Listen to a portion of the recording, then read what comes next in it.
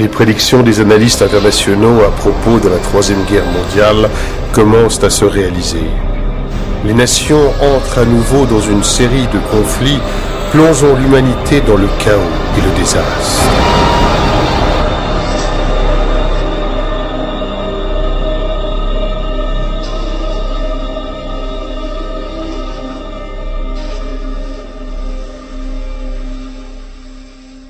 Toute personne qui fait attention à ce qui se passe tous les jours dans le monde se rend compte que nous avons affaire à une situation critique et délicate. Une crise économique qui, depuis 2008, est en train de faire sombrer l'économie et d'appauvrir les pays en voie de développement. L'apparition de conflits dans le monde qui font face aux grandes puissances sont les principaux sujets non seulement pour les politologues et les analystes économiques, mais également pour les citoyens d'inquiétude dans laquelle nous nous trouvons quant à un déclenchement d'un nouveau conflit mondial. La guerre en Syrie, qui a commencé en 2011 entre le gouvernement syrien et les rebelles, inclut principalement la Russie et les USA, avec Poutine soutenant Bachar el-Assad et Obama soutenant les rebelles. La Russie n'est pas prête à laisser les États-Unis et ses alliés envahir la Syrie, parce que la Syrie est un allié important de la Russie. En effet, la Russie a une base navale dans la ville syrienne de Tartous. C'est pourquoi la Syrie est stratégiquement importante pour la Russie dans le Moyen-Orient. La Syrie n'est pas la seule à être supportée par la Russie. La Chine et l'Iran sont d'autres alliés de Bachar el-Assad qui ne sont pas prêts non plus à voir l'Occident envahir la Syrie. La Russie a fourni durant longtemps du matériel à l'armée syrienne et envoyé des navires de guerre dans la région, ajoutant encore récemment un soutien aérien aux forces de Bachar el-Assad avec l'envoi de troupes par l'Iran. En face, les États-Unis avec ses alliés ont bombardé le territoire syrien et ont soutenu les ennemis rebelles d'Al-Assad. Par conséquent, un affrontement direct entre ces puissances ou une invasion par la Maison-Blanche et de ses alliés en Syrie serait considéré comme une aggravation majeure du conflit, poussant alors les grandes nations à entrer dans une bataille au risque de provoquer le déclenchement d'une guerre à grande échelle. Quelque chose de semblable est en train de se dérouler dans le conflit qui a lieu en Ukraine. Un conflit qui a commencé en 2014 par l'annexion de territoires ukrainiens par la Russie et la confrontation consécutive entre les forces du gouvernement ukrainien et les rebelles pro-russes. Depuis, selon des sources fiables, une course s'est établie entre les Russes envoyant des troupes, des chars et des armes aux pro-russes séparatistes et l'Union européenne, l'OTAN et les États-Unis qui ont fait la même chose avec le gouvernement ukrainien. Un conflit qui touche principalement les États-Unis et la Russie, aussi bien que l'Union européenne et l'OTAN. Bien qu'il n'y ait pas encore de guerre en vue, les tensions se sont intensifiées entre les deux Corées depuis 2013, menant à une rupture de l'armistice de 1953 qui faisait état d'un pacte de non-agression entre les deux pays. Le régime nord-coréen de Kim Jong-un a décidé de mener plusieurs essais nucléaires. Ceci non seulement comme une démonstration de force, mais également comme une réponse aux sanctions économiques de l'ONU à ce pays, ainsi qu'aux manœuvres des forces américaines et sud-coréennes dans les eaux proches de la Corée du Nord.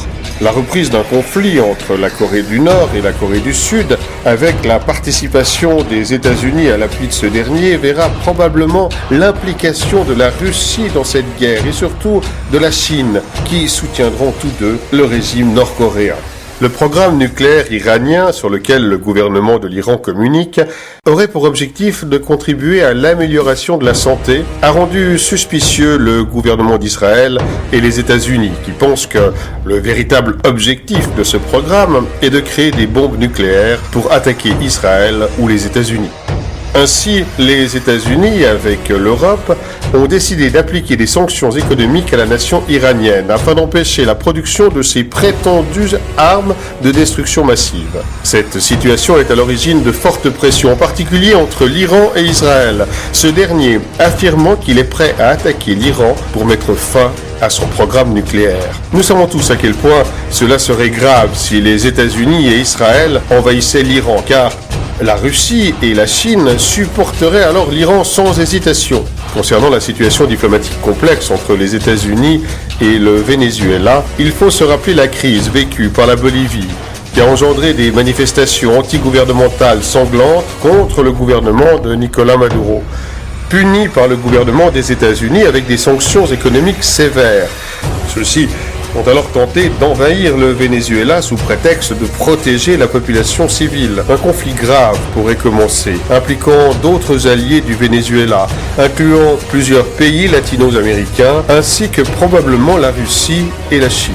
Si nous considérons tous ces conflits et fortes tensions diplomatiques face aux grandes puissances, avec la crise économique mondiale que nous subissons, il n'est pas inimaginable de considérer que tout cela pourrait mener à une guerre sans précédent. Mais pourquoi devrions-nous penser que nous sommes à la porte de l'éclatement d'un conflit mondial, même en ayant tous ces conflits et ces tensions ?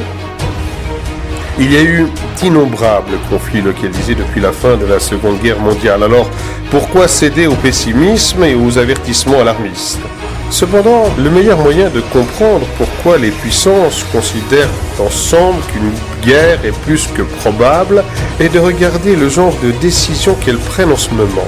Par exemple, le gouvernement chinois, qui fait état en la matière de peu de transparence, augmente sans cesse sa force militaire et son expansion sur des espaces maritimes et aériens et a multiplié son budget militaire par 4 en 10 ans, ce qui péjore leurs relations avec le Japon, la Corée du Sud et les États-Unis.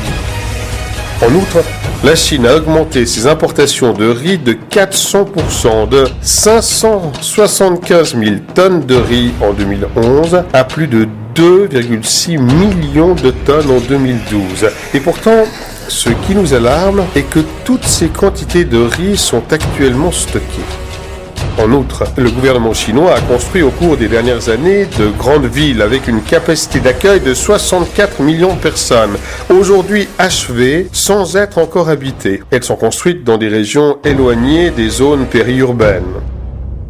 La Russie, quant à elle, aurait construit 5000 bunkers en 2012. Ces 5000 nouveaux abris ont été construits dans la capitale, à Moscou, et les représentants du gouvernement russe ont précisé que ces bunkers étaient destinés à la population générale que sur de futurs événements.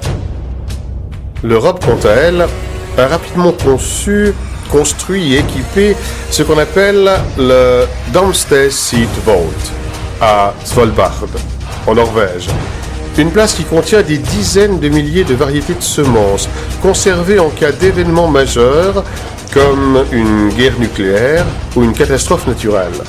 La Russie, pour sa part, a également créé une sorte de magasin dans lequel est stocké l'ADN de presque tous les êtres vivants sur Terre, ainsi que de races déjà éteintes par l'entremise de l'Université d'État de Moscou.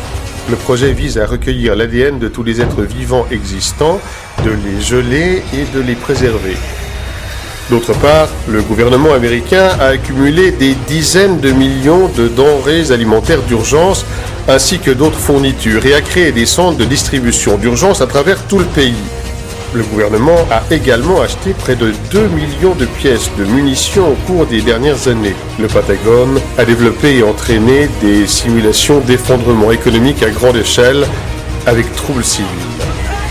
Depuis 2012, la Russie a commencé la modernisation de son système de missiles et la production des missiles S-400, SAM, en cours de déploiement dans les zones frontalières et côtières du pays. Vladimir Poutine a adopté le 26 décembre 2014 une nouvelle doctrine militaire. Les USA et l'OTAN devenant les principales menaces, M. Poutine a également annoncé le 16 juin 2015 que la Russie augmentait son arsenal nucléaire, ajoutant plus de 40 missiles balistiques intercontinentaux à son équipement. Ceci pour faire suite à la plainte des autorités russes concernant le plan américain qui consisterait à déployer des chars et des armes dans les États frontaliers de l'OTAN avec la Russie. Il y a également eu de nombreuses observations des unités militaires russes, aviation, navires, sous-marins en Europe. Voici quelques exemples de la façon dont les puissances se préparent à un conflit imminent afin de protéger leurs intérêts. Les États-Unis, placés devant cette crise économique qui met en péril son hégémonie comme puissance économique de premier plan, ainsi que par le développement progressif de la Chine qui lui ravirait cette première place, est porté à entreprendre l'une des plus anciennes stratégies des USA, assure le cabinet d'Obama, l'envahissement des pays afin de saisir leurs ressources naturelles. Pour cette raison, les États-Unis portent leur regard sur des pays comme la Syrie, l'Iran et le Venezuela, les pays riches en pétrole et en gaz. Le Venezuela dispose des plus importantes réserves de pétrole et l'Iran en est le 4e mondial. Les USA savent qu'ils ont besoin de ces réserves de pétrole pour rester la première puissance mondiale et faire face à la montée de la Chine et de la Russie, pays qui ont des accords commerciaux importants avec la Syrie, l'Iran et le Venezuela. Obama sait que la prise de contrôle de ces pays permettrait aux USA de garder sa place. Mais la Chine et la Russie veulent détrôner les États-Unis à travers leur stratégie économique, conclure des accords avec différents pays dans leur propre monnaie, donc sans utiliser le dollar. Pour cela, la Russie et la Chine vont devoir défendre leurs intérêts en Syrie, en Iran, au Venezuela et dans d'autres pays sur lesquels les États-Unis veulent étendre leurs tentacules. Ainsi, les deux clans de ce nouveau conflit mondial seraient, d'un côté, sous la direction américaine, la coalition formée d'Israël, de l'OTAN, du Japon, de la France, du Royaume-Uni, de la Corée du Sud, principalement. Et de l'autre, dirigée par la Russie, nous aurions la Chine, la Corée du Nord, l'Iran, la Syrie, le Venezuela, Cuba, et d'autres sans doute. Obama a déjà pris des mesures, non seulement à cause des révoltes arabes qui ont déstabilisé les pays du Moyen-Orient, mais aussi par l'application de sanctions économiques envers la Russie, la Corée du Nord, le Venezuela, et en incitant les conflits entre les deux Corées, en Ukraine, au Venezuela, en Syrie, en essayant de sortir victorieux dans ces guerres par procuration, avec l'intention de provoquer ses rivaux et de prendre le contrôle des ressources naturelles de ces pays. Nous ne devons pas oublier que les États-Unis sont disposés à entreprendre toute action visant à utiliser des prétextes nécessaires pour l'invasion.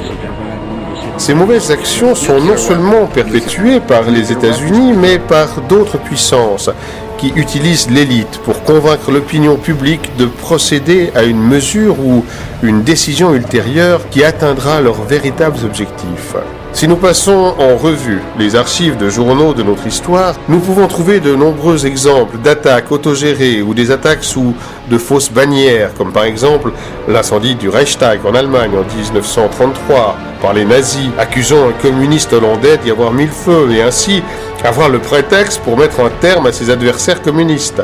1898, guerre de l'indépendance de Cuba. Les États-Unis coulent leur propre navire, le Maine, et rejettent la faute sur les Espagnols. Ainsi, ils ont créé le prétexte pour déclarer la guerre. L'incident de Maïnila, en Russie, 1939.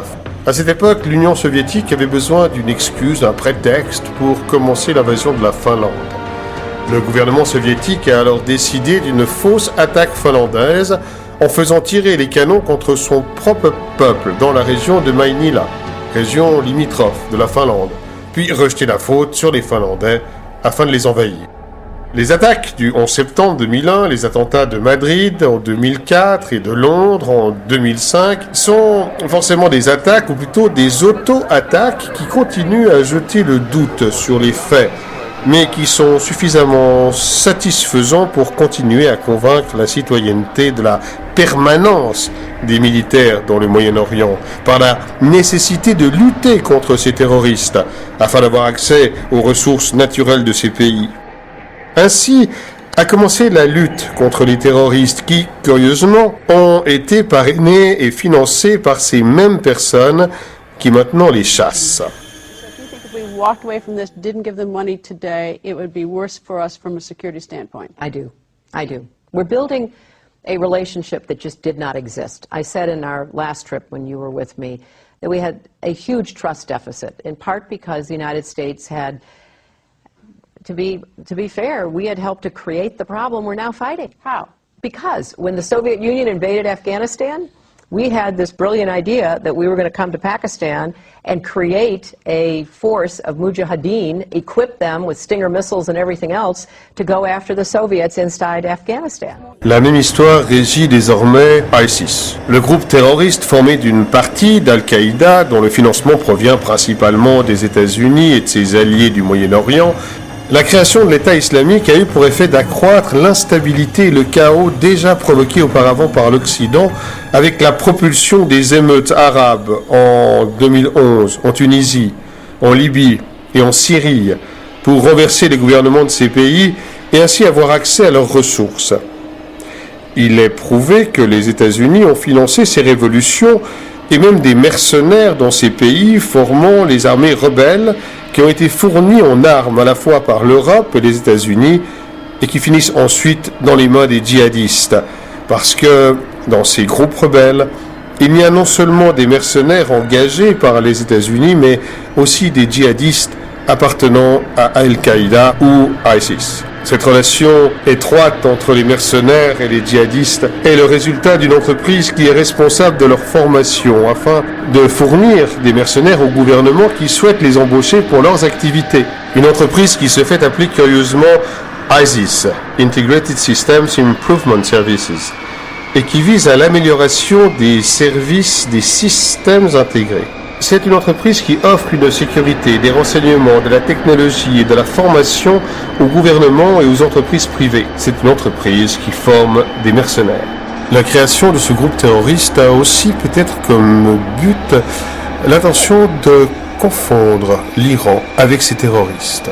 Le Premier ministre israélien Netanyahou a déclaré à plusieurs reprises que l'Iran fut le financier de groupes terroristes, impliquant également ce pays dans une éventuelle perspective d'attaque nucléaire contre les États-Unis ou contre un allié de celui-ci, et que l'Iran aurait prétendument fourni des armes nucléaires aux djihadistes à ses fins. Ainsi, les États-Unis et ses alliés auraient eu le prétexte pour envahir l'Iran. Alors que nos dirigeants peuvent devenir extrêmement ambitieux et capables d'actes répréhensibles dans la poursuite de leurs propres intérêts, certainement personne ne pourrait être intéressé par le déclenchement d'une troisième guerre mondiale qui serait probablement nucléaire et ainsi provoquer la destruction et le chaos indicible sans aucune perspective économique d'avenir. Quels sont donc les intérêts possibles en jeu dans une nouvelle guerre mondiale ? Dans cette guerre, il n'y aurait pas de pays gagnants. Les seuls gagnants seraient ceux qui tirent réellement les ficelles, ceux qui sont au-dessus de la classe politique et qui utilisent les autres comme des marionnettes pour atteindre leur objectif. C'est l'élite économique et financière. Et bien que les grands employeurs qui se trouvent dans cette élite, les banquiers par exemple, seraient gravement affectés par une guerre nucléaire mondiale, la véritable élite, quant à elle, viserait des objectifs qui ne sont pas économiques, mais plutôt des objectifs de pouvoir et de contrôle. Cette élite, conduite principalement par plusieurs familles milliardaires, telles que les Rockefeller, Rothschild et Morgans, qui au fil du temps ont conquis à la fois la puissance économique et financière et le contrôle politique à travers leurs institutions. Leurs entreprises sont désormais les pilotes du monde, les moteurs des guerres dont les opérations consistent à étendre leurs tentacules partout où ils voient que cela est nécessaire. Grâce à l'encouragement de ces guerres mondiales, l'élite n'aura pas seulement augmenté ses avantages économiques, mais aura élargi son contrôle sur le système et réalisé des objectifs concrets qui les conduiront lentement à leurs objectifs ultimes. Mais quels sont les objectifs à atteindre par les puissants pour cette nouvelle guerre mondiale ? 1. La réduction de la population. Des personnalités telles que David Rockefeller et Bill Gates ont exprimé leurs préoccupations au sujet du nombre d'êtres humains qui peuplent la planète et la nécessité donc de réduire la population mondiale. Ils disent que nous sommes déjà presque 8 milliards et que la croissance ne permet plus de vivre dans un monde aux ressources naturelles limitées.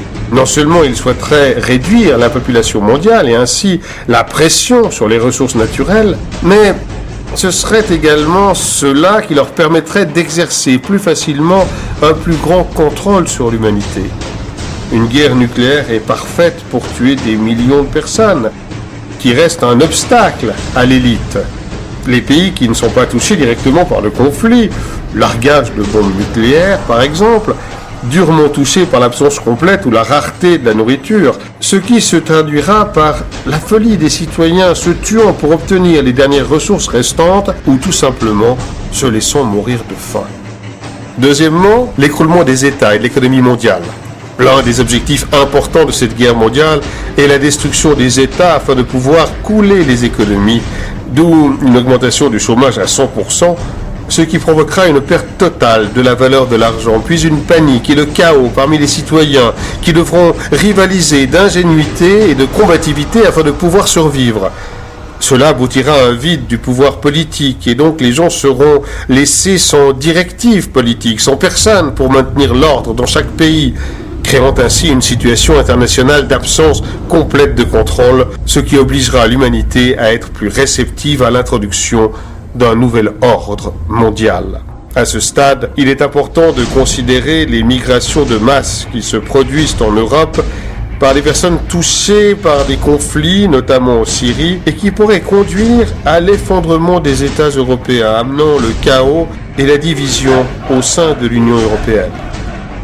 Troisièmement, la destruction de la moralité. Cette troisième guerre mondiale pourrait aussi provoquer l'effondrement de toute morale, valeur, espoir de l'être humain, ce qui le conduirait au désespoir et à l'insignifiance de tout cela. De cette façon, la population serait plus facilement tentée par toute forme d'ordre qui peut offrir un retour à l'espoir et aux valeurs humaines. Il est important de frapper l'être humain dans les aspects physiques, moraux, économiques, sociaux et spirituels, comme un bateau à la dérive sans but, de sorte que vous puissiez tout contrôler presque sans entrave.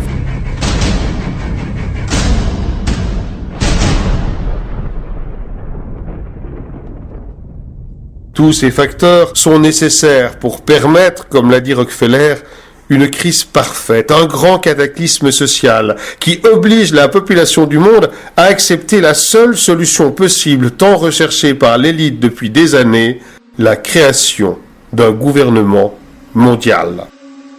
Un gouvernement mondial comme la seule alternative à tout ce mal, avec la promesse qu'une telle union de tous les pays et les civilisations sous un seul État raie toute guerre ou tout problème majeur entre les êtres humains. Même si cela peut ressembler à quelque chose de beau et pour le bénéfice de tous, il y a derrière cela l'intention macabre d'amener l'humanité sous un contrôle total. Mais l'humanité n'est-elle pas déjà contrôlée par l'élite ? Eh bien, cette mise sous tutelle a certainement déjà été atteinte par le système capitaliste. Ce mode de vie a son avantage qui leur donne une portée sur presque tous les pays.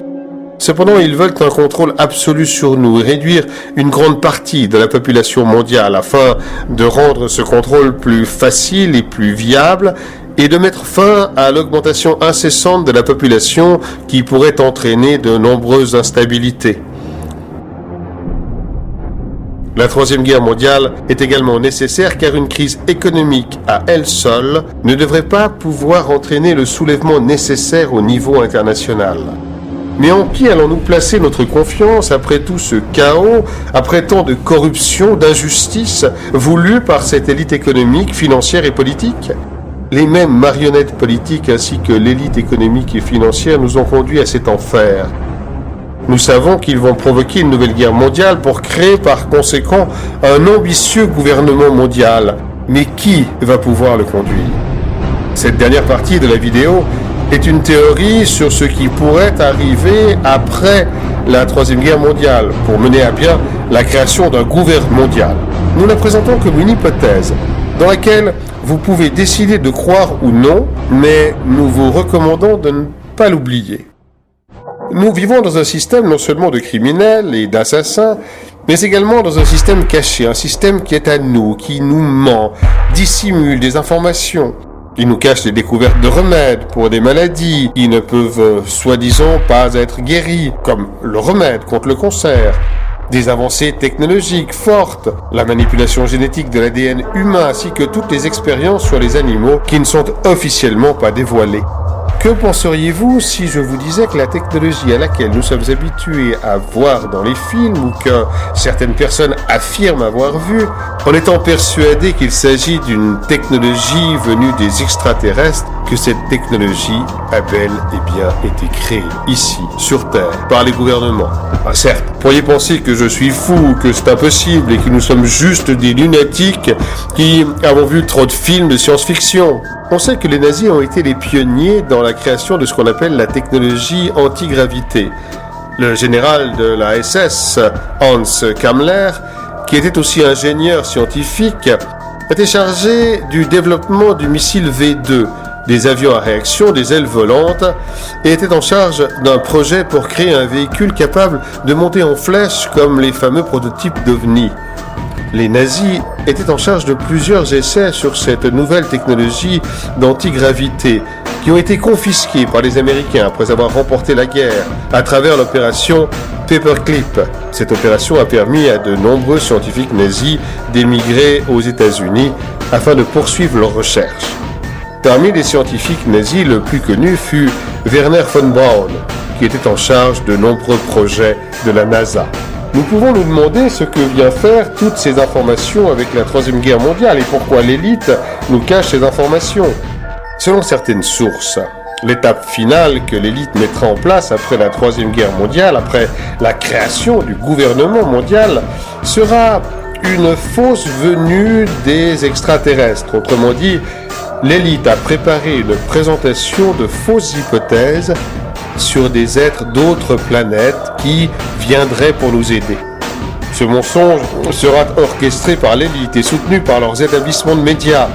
Ces êtres qui vont sûrement être d'apparence humanoïde, mais avec des différences d'un autre monde pour assurer une plus grande acceptation par nous, diront qu'ils nous avaient créés il y a longtemps, mais qu'ils ont attendu pour voir si nous pouvions résoudre notre propre problème. L'élite ne veut pas de nos problèmes actuels, tels que la faim, les guerres, les maladies à résoudre, enfin bref, tous ces maux réunis dans le système dans lequel nous vivons, afin de nous procurer un plus grand attrait et une acceptation pour la mise en œuvre d'un gouvernement mondial. Ces nombreux conflits armés, l'aggravation de nos problèmes, les crises diplomatiques, et en ce moment la pire crise économique de tous les temps, ne sont-ils que pure coïncidence? Non. Il y a certainement une autre cause à tout cela.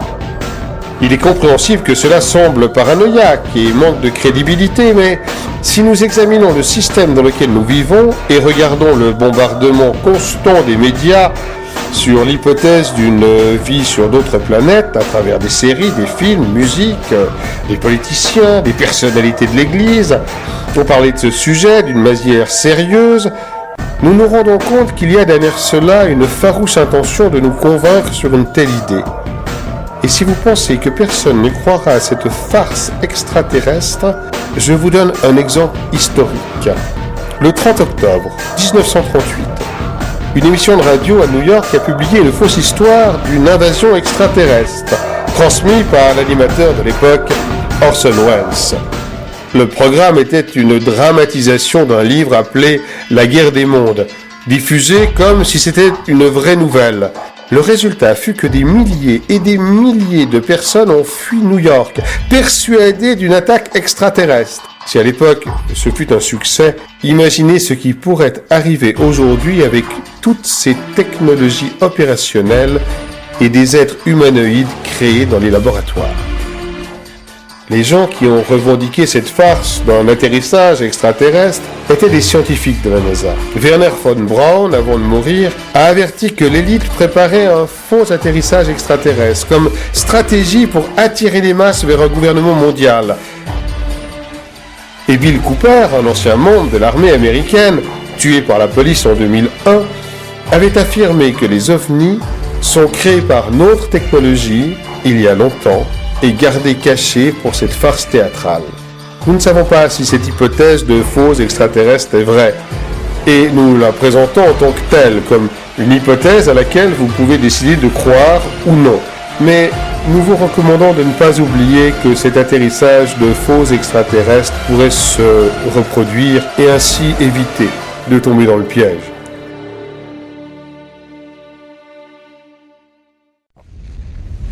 Compte tenu de toutes ces informations sur une imminente troisième guerre mondiale, que pouvons-nous faire ? Face à une telle situation critique, il faut parfois regarder les archives de journaux de notre histoire et voir ce que nos ancêtres ont fait à ces moments aussi graves. Une révolution. Compte tenu de la situation de crise internationale dans laquelle nous nous trouvons et le peu de temps à disposition, l'action la plus efficace que nous devons mener est une révolution internationale impliquant la prise des parlements par le peuple de tous les pays possibles, en particulier ceux qui disposent des armes nucléaires, et forcer nos politiciens à veiller à ce que toutes les ogives allant porter des missiles nucléaires soient détruits immédiatement.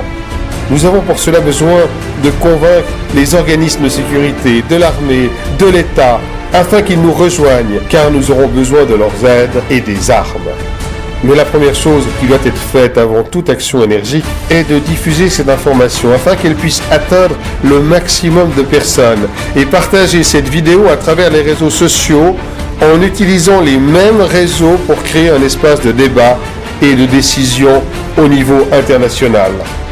Il est temps, frères et sœurs, que nous nous élevions contre cette élite, que nous laissions de côté nos différences stupides, nos peurs, notre égoïsme, que nous nous efforcions de sauver l'humanité, que nous nous battions pour les générations futures, que nous finissions avec ce système criminel et meurtrier qui nous tourmente, nous rend esclaves, fait de nous des êtres dociles et vides, sans valeur. Cette vidéo est un appel international à l'action.